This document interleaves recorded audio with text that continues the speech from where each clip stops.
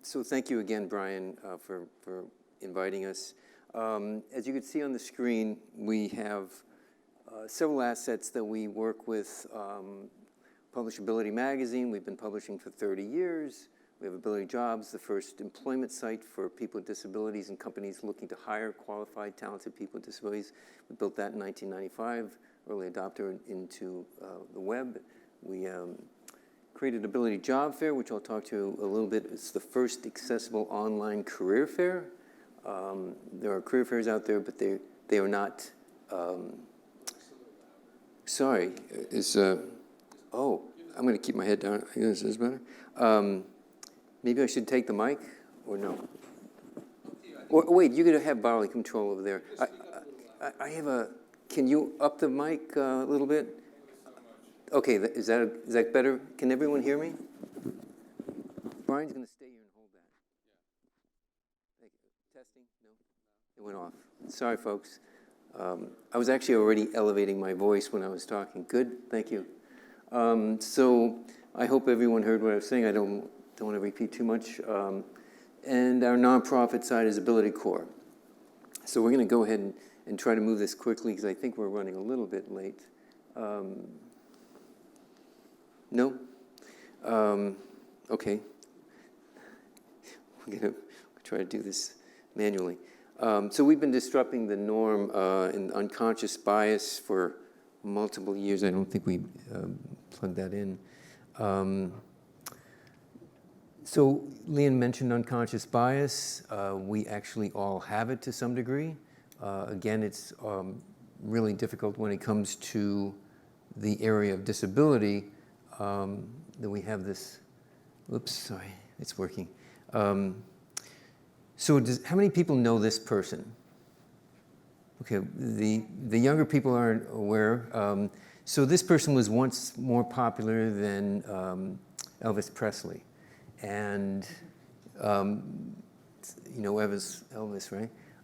So we interviewed him many, many years ago. This is a really old issue of Ability. And if you look at what's going on, he's sitting there in this book, and we photoshopped this book. This book doesn't exist. And what had happened, he had basically tried to restart his career. He had tattoos, he was on a Harley, and he was actually had a TV show, Christian show on Trinity Broadcast, and they kicked him off the air because they thought he went to the dark side because they were looking at his tattoos. I mean, they were iron-on tattoos. That's painful when you do that. Thank you. And so what had happened is he realized that people were judging him, and he looked at his daughter, and he realized, wow, I was judging her as well. And this bias that occurs both in our front as well as behind the scenes in our minds causes a lot of issues when it comes to employment.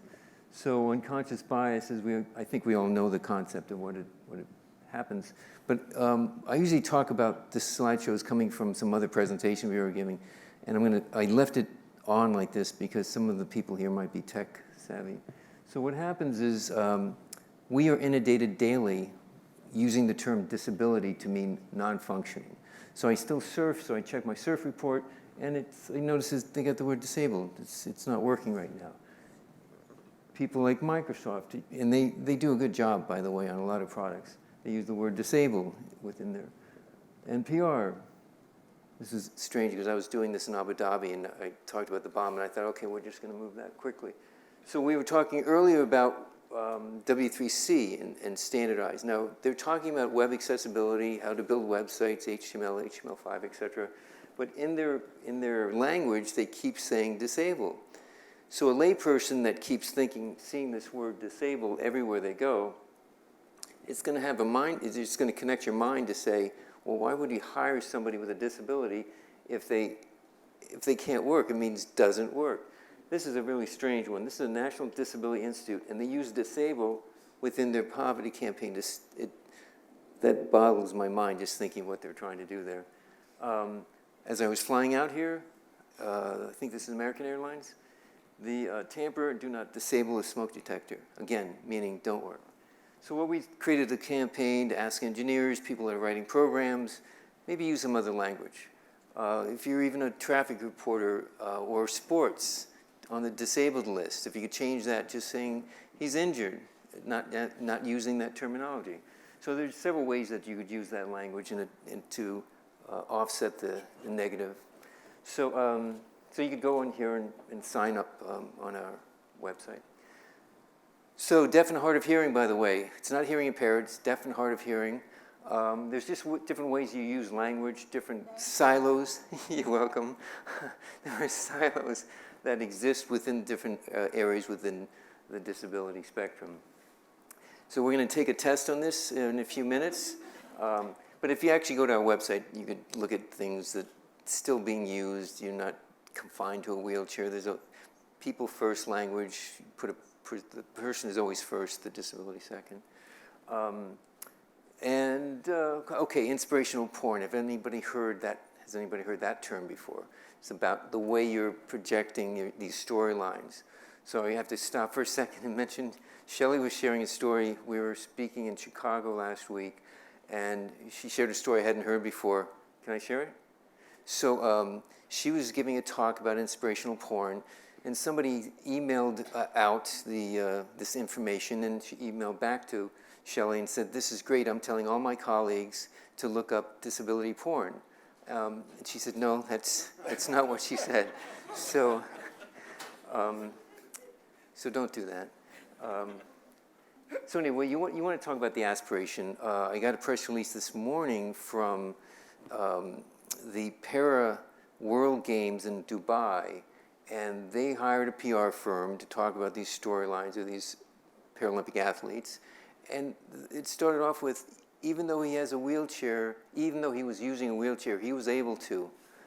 It's that kind of strange language, as if using a chair, you can't do something. So what I try to ask people to do is take any other minority and put that in there. So would you say, even though she was a woman, she was able to, it wouldn't make sense. So there's this disconnect with disability that is, it's rampant. So we created, talking about pipeline, we created the first pipeline for people with disabilities.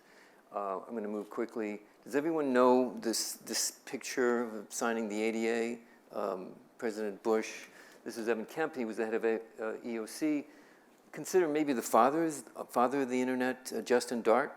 He comes from old money, Walgreens and Tupperware, Dart Industries. And if it wasn't for him, I don't know if it would have passed in 1990. So 25% of the population have a disability. Most disabilities are hidden. You don't see cancer, you don't see autism, you don't see depression. So you see obvious physical disabilities, which is a smaller percentage, but most people are hidden. The other interesting statistic, NIH says on an average, you have one or more disabilities in our own lifetime for an average of 13 years. So you think about that, that's 13 years in our own lifetime. Usually that's age. As we sit here, we're falling apart. We're dying off. As we sit here, the longer I talk, the more you're dying off. So it's just part of the fabric of life. And we need to think about that for those people that are more in the working age, social age, socialization, to deal with a better quality of life if they get employed. So employment platforms. As I mentioned, we created Ability Jobs back in 1995. And the more current thing that we've developed is this Ability Job Fair. Online career fairs that exist right now, we don't consider them truly accessible. They're usually chat-based or video-based, but they really have a limitation. A person that is born deaf, their first language is sign language. English is their second language. So if you're asking somebody to do a chat-based in a stressful situation like a job interview during a job online career fair, it's not really fair. It was like saying, okay, you took Spanish in college, now we're going to make this interview in Spanish. It would be quite difficult, and the stress factor, and things move quickly on these career fairs. So, sorry. I'm going to go back to that video for a second. So this video that I'm going to show, that you're going to hear, is an attorney that just came upon our booth at a conference, a national conference on companies that are contractors or subcontractors to the government, there's about 100,000 of them. And he saw this, and we said, "Can we video what you just said?" And he said, "Sure." So this is an attorney that practices law around employment. Oh, sorry. Anybody techie here that can make this sound? I don't think this is, and I apologize, this is coming off of PowerPoint, and when it's online, it's closed captioned. Sorry. Yes, works? Oh.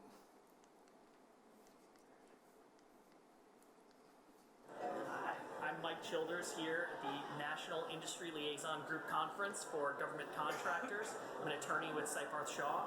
I'm here to kind of highlight some of the great work that AbilityJobs.com and the Ability Jobs Career Fair is doing to break down the barriers that exist between job seekers who have disabilities and employers who are trying to connect with candidates and fill openings within their organization. So the AbilityJobs.com platform creates a very easy user interface, both to kind of list your jobs and connect with qualified applicants with disabilities, and then also their job fair page allows individuals to connect with job seekers who have disabilities and kind of overcome accessibility barriers by connecting, say, individuals who are deaf with an interpreter and allowing for the career fair to proceed in a way that prior to this would have been unheard of. Thanks, I'm signing off. So if you understood what happened there, so we've created a platform that's video, face-to-face video. It has text-to-speech, which Google supports us. We also use Google Cloud. So recruiter, job seeker, a lot of people in the queue wanting to speak to these recruiters. It's a pretty complicated system, actually. But if that person on the side that's a job seeker says they're deaf, they click another button, third video comes up, sign language interpreter appears. So it's a remarkable system. It's also set up for JAWS. Does everyone know what JAWS? JAWS is the most popular platform for people that are blind to navigate the web. It basically scrolls and reads HTML or HTML5 out loud. The other thing we've built on this system is if there's usually more job seekers than there are time within the platform for these things. So we've also opened it up for 3 hours after the fact that they can produce their own 3-minute video and send it to any of the recruiters. If the person happens to be deaf, they sign in the video, and then we translate that video back to the recruiter. So So that's a person. Oh, sorry. So another quick. Well, I'm trying to make this quick. So we also have our nonprofit works with Habitat for Humanity. Anyone know Habitat for Humanity? So we build homes for universally designed homes. That door handle knob is a good example of universal design. We build homes for families with disabilities of low income, but we access volunteers with disabilities to build these accessible homes. So this is a quick little video of that. It's really short. We cut it as quickly as much as possible.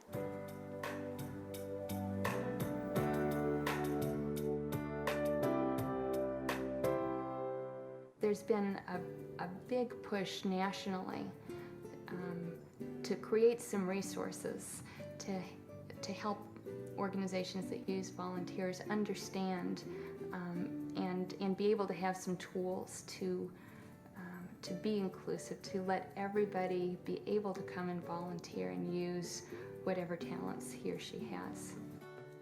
What people in need should understand is that if there's assistance, it's about helping, not about the person. It's about the process. It's about the hope that things will get better or easier for those in need, despite whatever they are, that are the people who are helping out. Just as you have disabled individuals building houses for disabled individuals, how much better can that be? It's important about giving and taking both ways, not about the person, the disability.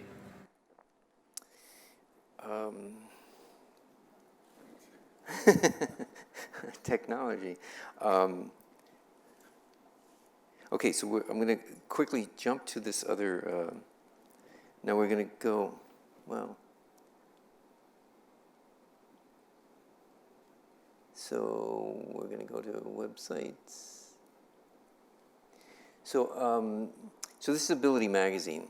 Again, it's been 30 years. You can see on the right some data that's showing up in our trending site. Talks about the percentages of people with disabilities that the CDC has put out. This young guy is, I think, running for president. He put together probably the most comprehensive disability platform that we've ever seen. Whoever his team is just amazing what they've done. But I want to share with you, so Google actually, on this last job fair that we did, October 10th, Google, along with American Express and the Secret Service and others, experienced this for the first time. And so far, they seem to be quite happy with what we've done on this side. Again, using their speech technology as a person speaking, real-time captioning is occurring through there, as we all kind of heard already today of some of that. So the next thing I'm going to try, and the other thing we do when we have our own videos that we produce, has anybody heard of Amara as a nonprofit? Amara does crowdsourcing for closed captioning. So we're one of their partners. We have over 1,800 volunteers working with us. When we produce a video, they crowdsource closed caption in multiple languages. So as you can see some of the languages here, this first one has 7 languages. And you can see on the side the 7 languages. Now this image is kind of interesting. We've partnered with a company out of Spain for accessible tourism. As you can see, Camel got in the way, took that wheelchair right out of there. No, it's jokes, folks. Here's this modified mechanism to help this woman and her husband, who you can't see in the picture, navigate through the Moroccan desert. So that's Amara, crowdsourcing, multiple language platform. They're nonprofits, and it's another source for smaller entities that might want to have multiple languages within their material. So the next thing we're going to show you is something that Shelley will be talking about a little bit later, is this pipeline. So we have a pipeline for people with disabilities, but as we kind of met, and you kind of heard earlier about storytelling and having representation within society, the workplace, what about representation in film and TV in the entertainment industry? One of the things that we've asked many times with the Casting Society of America, SAG-AFTRA, people that we know in that area, what are they doing to get more people with disabilities in front of the camera, in front of TV films, so that we change our views about disability? So they kept saying, we don't know where to find them. So Netflix came to us and said, we're casting a new show called The Healing Power of Dude. 2 young people they're casting, young boy that has anxiety disorder, and a young woman who's aged between 9 and 13 years old, authentically using a wheelchair that spoke English. All they could find was 10 auditions from their normal search. They asked us to help. We sent them 550 to audition of that age group and using it, authentically use a chair. So from that, Shelley will tell her story about her background in the entertainment industry. But from that, we've created this, let's see where we are here. So looking for actors with disabilities, well, we're gonna make that happen. So we created Ability E for Ability Entertainment. And through this system, these are actually real clients. The system's not even really truly up yet, but they came to us anyway because they heard through the grapevine what we had done through using Ability Jobs and Ability Magazine's reach to get those numbers. What I think is probably the most interesting thing of all this was DreamWorks. Somebody mentioned they had been with DreamWorks. Matt, was that was you? So DreamWorks, this is really interesting. So DreamWorks came to us and said, we are doing an animated film, but in the animated film, they were looking for a voiceover. So they actually want to look for a girl between 10 and 13 years old that authentically uses a wheelchair to do the voiceover for a girl. So they really get it. I mean, that's always really refreshing when behind the scenes, nobody would have known, but they knew, and they were just doing the right thing. So I think that my time is probably up. Yes, maybe need a red flag or something to get people off of the stage. Is that? Yeah. So let me just close. I'm going to just close, folks. Yes. Closing comments are great. So when I was born, so I was going to make it interactive, but I felt like I had to speed it up because the window I had was 15 minutes, and I thought, how am I going to do this in 15 minutes? But I think it went well, and I'm really happy we're doing what we're doing up here. This is really important. Disability is usually off of everyone's radar unless they themselves have a disability, their family member or a really close friend. It just seems to be off radar until we get older, and then we fall apart and we say, oh, that's what that guy was talking about. So thank you, everyone, and we'll meet Shelley later when we do the panel. Yeah, and we'll have time for Thanks. interactivity during the panel. Thank you very much. Yeah, it was great.